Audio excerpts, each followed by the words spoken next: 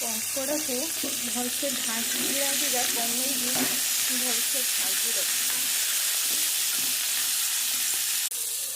भलसे हल्दी लुण देके भजा हम। तेल गरम है, शुखला लंका, दालचीनी, तेजपत्र, पियाज पड़े एमतीका आलू कटा होता पड़े।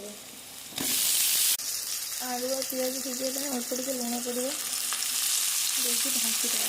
मसला होती टमाटो, पियाज, अदा, रसुण, धनिया पत्र देखिए बटा कलर देवाई हलदी पकड़ा केते सुंदर कलर आस।